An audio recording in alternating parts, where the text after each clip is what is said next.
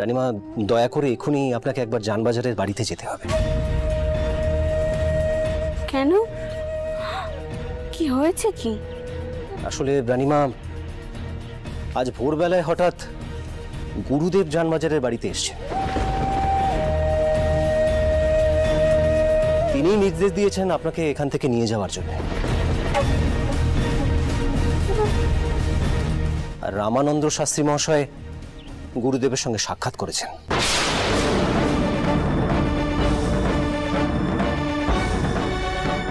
আমার মনে হয় রানীমা সেই কারণেই গুরুদেব তীর্থযাত্রা না করে সরাসরি জানবাজারের বাড়িতে এসেছেন। সে কি? আমার মনে হয় রানীমা, আমাদের দেরি করাটা একদম ঠিক হবে না, বেরোলে ভালো হয়। কিন্তু মল্লিক মশাই, আমার যে এখানে এখন অনেক কাজ। এখানে যে একটা কুয়ো করতে হবে, খাওয়ার জলের যোগান দিতে হবে। সারা ঘাটে মহামারীতে একেবারে উজাড় হয়ে গেছে। মা যে দেখিয়েছে তিনি এখানে অবহেলিত অবস্থায় পড়ে আছেন। আর একজন ঠাকুর মশাইয়েরও জোগাড় করতে হবে। তবে আমি ভেবেছিলাম সব ব্যবস্থা করেই যেতে পারবো, কিন্তু আপনি এখন যা করেছেন তাতে। দিদমা, আমি সব ব্যবস্থা করছি, তুমি রওনা হও। আমি এদিকে সব বন্দোবস্ত করেই বাড়ি ফিরবো। আর মল্লিক মশাই, আপনি এখনই বেরিয়ে পড়ুন না, দেরি করবেন না। আগে প্রণাম রানী। দাসু দাদা, তুমি কি পালকি তৈরি করো? আজ্ঞা কর্তা। বাবা যদু, তুমি কিন্তু এই দিকটা দেখে নিও, কেমন? হ্যাঁ দিদি। জানি না মা কি চাইছে। মায়ের ইচ্ছেতেই সব হবে তাও আমি জানি, কিন্তু কিন্তু গুরুদেব যখন তীর্থে না গিয়ে আমার সাথে দেখা করতে এসেছেন, তখন নিশ্চয়ই বড় কিছু ঘটেছে।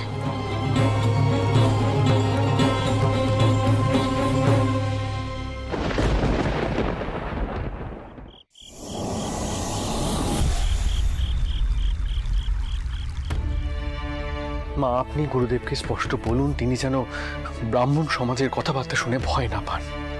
তিনি কিন্তু ভয় পাচ্ছেন, তিনি কেমন যেন দ্বিধাগ্রস্ত হয়ে আছেন। মা, তা তো হবেই মতো। শাস্ত্রী মশাই যে বাউন সমাজের মাতা। কিন্তু মা, গুরুদেব যদি মন্দিরের বিষয়ে আপনার পাশে না থাকেন তাহলে কিন্তু বিপদ হতে পারে। মতুর পথ হারিয়ে আমি একখানা অভিজ্ঞতা করেছি, জানো তো। একখানা কথা আমার কাছে একেবারে স্পষ্ট। এই জগৎ সংসার মায়ের ইচ্ছেতেই চলে। আমি, তুমি, আমরা যে নিমিত্ত মাত্র, আমরা নিমিত্ত হয়েই থাকব। তবে মায়ের মন্দির প্রতিষ্ঠা হবে। কিন্তু কেন যে পদে পদে এত বাধা বিপত্তি আসছে, এইটাই শুধু বুঝতে পারছি না। বারবার করে মনে হচ্ছে 10 পা করে যেন আরো পিছিয়ে পড়ছি আমরা। আর এইটাই আমার সব থেকে বড় চিন্তা। আসুন মা, আসুন।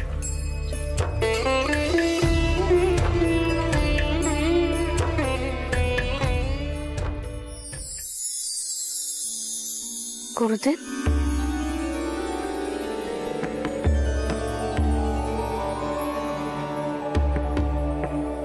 এসেছো মা?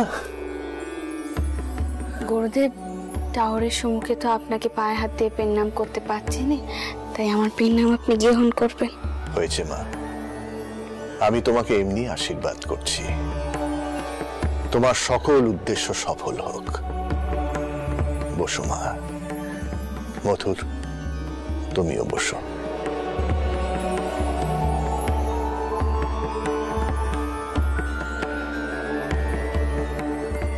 আজ জনার্দনের সম্মুখে বসে আমি কিছু আলোচনা করতে চাই মা। দেখো মা, তুমি বৈষ্ণব ঘরের বিধবা হয়েও তোমার স্বপ্নের কথা যখন বললে, আমি তোমাকে উৎসাহিত করেছিলাম শাক্তের মন্দির প্রতিষ্ঠা করতে। এ কথা নিশ্চয়ই মানবে আমি তেমন গোঁড়া প্রকৃতির মানুষ নই। কিন্তু মা, আমাদের শাস্ত্র বিধি মেনে চলাও তো কর্তব্য। গুরুদেব, কোন শাস্ত্র বিধি মেনে চলার কথা কইছেন আপনি? দেখো মা, শূদ্রের মন্দির প্রতিষ্ঠা করে অন্ন ভোগ দেওয়ার অধিকার নেই, এ আমাদের শাস্ত্রেই আছে। তারপর শুনছি যে জমিতে তুমি মন্দির প্রতিষ্ঠা করছো সেখানে নাকি অন্য ধর্মের চর্চা হয়েছে। আর এখানেই শেষ নয়, মন্দির তৈরির নকশা সেটা নাকি তুমি কোনো ম্লেচ্ছ সাহেব কোম্পানিকে দিয়ে করাচ্ছ।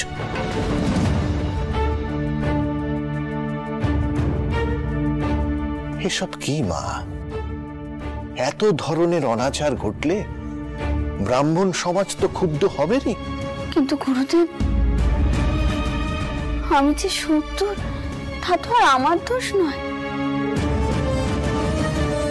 আজ এই জগৎ সংসারে আমাকেই নির্বাচন করেছেন তেনার মন্দির প্রতিষ্ঠা করার জন্য। আমি কি করব গুরুদেব? জানেন গুরুদেব, আপনার সাথে দেখা করতে গিয়ে আমার একখানা অদ্ভুত অভিজ্ঞতা হয়েছে। আমি নিজে হাতে মায়ের ইচ্ছে মাকে ভোগ নিবেদন করেছি।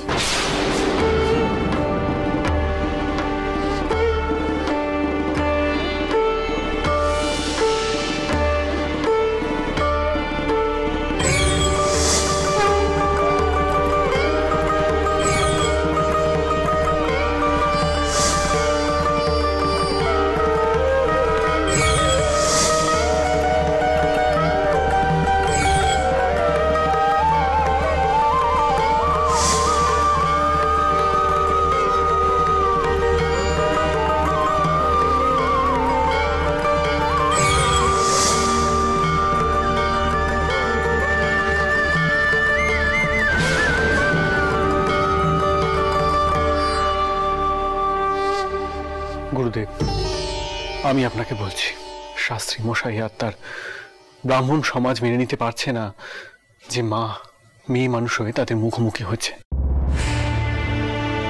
তাই তারা শাস্ত্রের দোহাই দিয়ে, ধর্মের দোহাই দিয়ে, জমির অজুহাত দেখিয়ে নানাভাবে তারা বাধা সৃষ্টি করার চেষ্টা করছেন।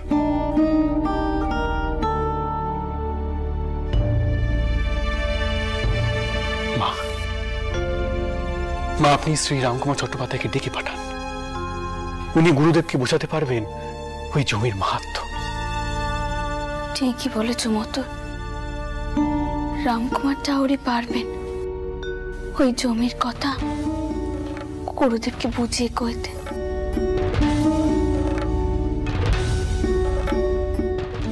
তুমি যাও মতো, তেনাকে এখানে ডেকে আনার ব্যবস্থা করো।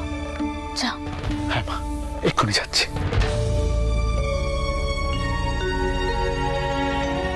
গুরুদেব, আজ যখন আপনি এখানে আছেন তাহলে সন্ধ্যা আরতি আপনি করুন। আপনি সন্ধ্যা আরতি করতে করতেই রামকুমারটাও চলে আসবেন।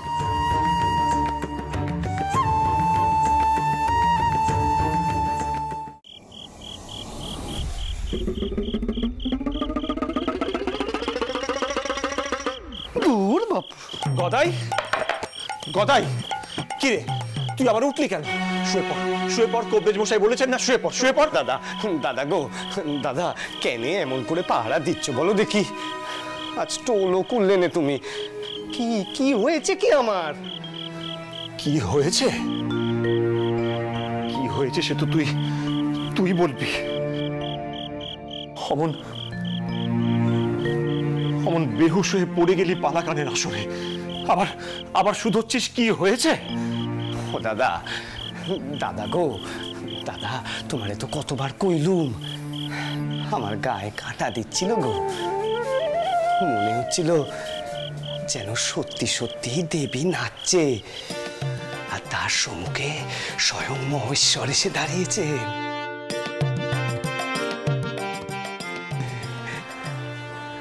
তারপর কি যে হলো আমার মনে নেই গো। ও দাদা, দাদা দাদা এমন বাপ তো আমার আগেও হয়েছে গো।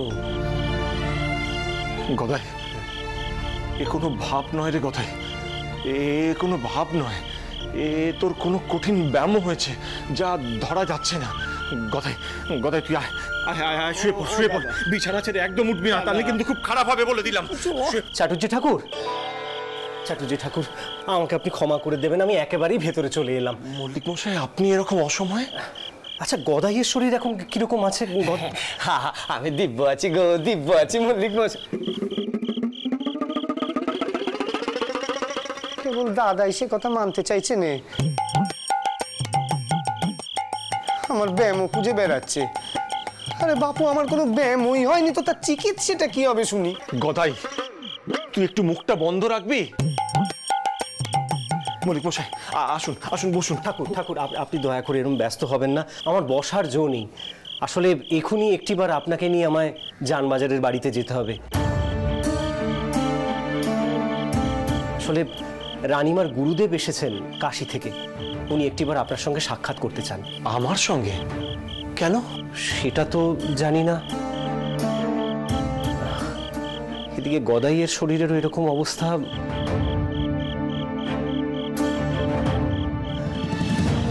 কিন্তু গদাই, তুমি গানটা কিন্তু ভীষণ সুন্দর গেয়েছো,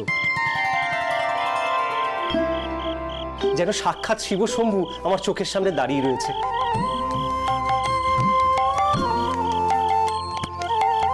কি করে যে তুমি এভাবে জ্ঞান হারালে সেটাই বুঝতে পারলাম না।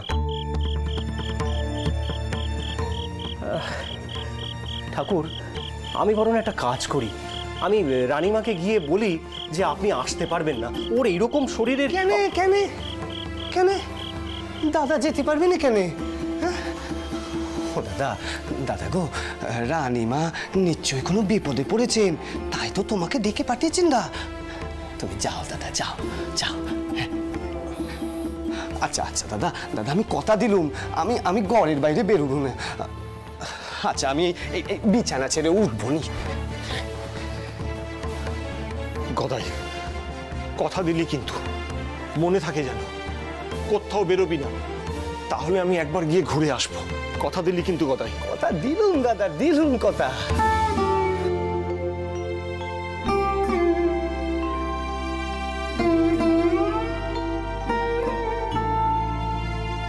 মশাই চলুন। হ্যাঁ গদাই, চলুন মল্লিক মশাই।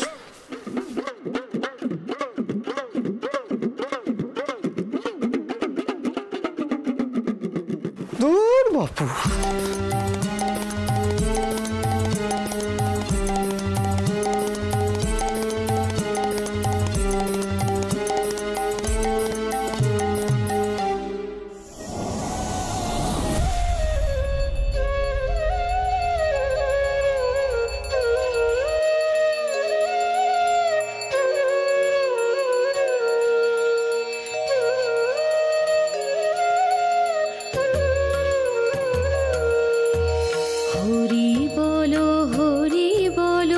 জপ হরি নাম, হরি বলো হরি বলো জপ হরি নাম। নুমি নুমি হে ঘন শ্যাম নব দুর্বাদল শ্যাম।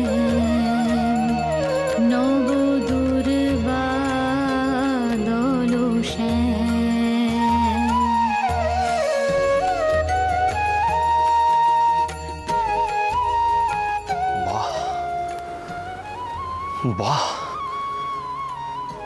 ভারী ভক্তি দিয়ে গান করছেন কেউ মল্লিক মশাই। চাটুজ্জে ঠাকুর, এ মনে হয় রানীমার কণ্ঠস্বরই হবে, কারণ এই মুহূর্তে তিনিই তো ঠাকুর ঘরে আছেন। মল্লিক মশাই, এত ভক্তি যার কণ্ঠে, তিনি তো মন্দির প্রতিষ্ঠার আদেশ পাওয়ার যোগ্য।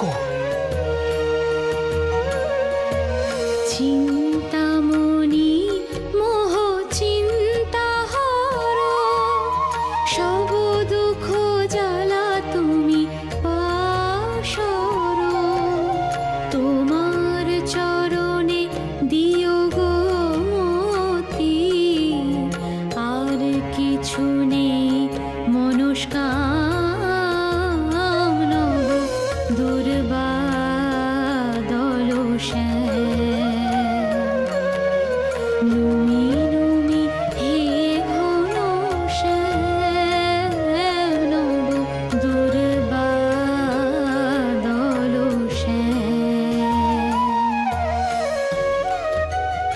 চাটুজ্জে ঠাকুর, চলুন, এই পথেই ঠাকুর ঘর।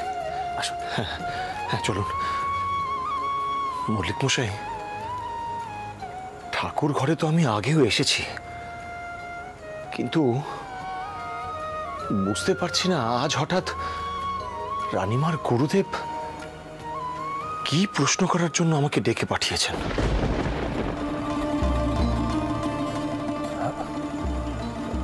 ঠাকুর আসুন। হ্যাঁ, আসুন।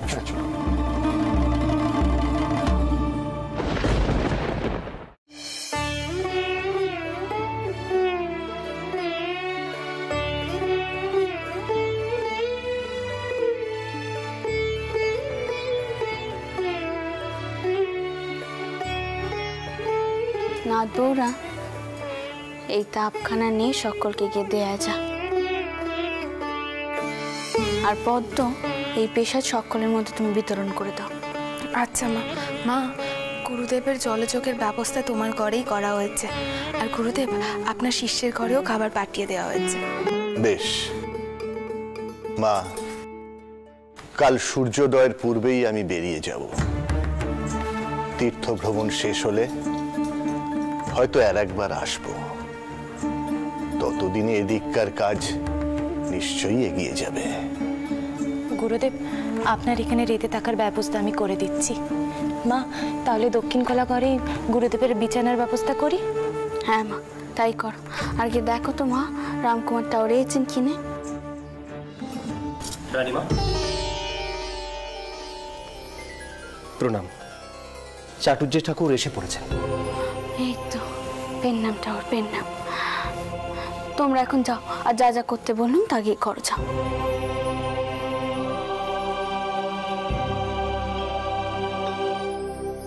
রানীমা, হঠাৎ এ সময় ডাক পাঠালেন যে?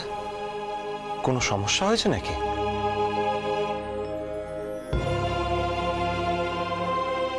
শুনলাম আপনার গুরুদেব নাকি আমার সঙ্গে দেখা করতে চেয়েছেন। গুরুদেব, ইনি হলেন শ্রী রামকুমার চাটুজ্জে মশাই।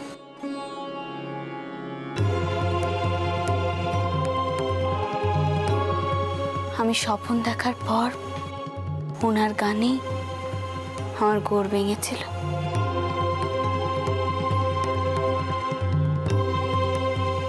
চাটুজ্জে ঠাকুর, ইনি হলেন আমাদের গুরুদেব।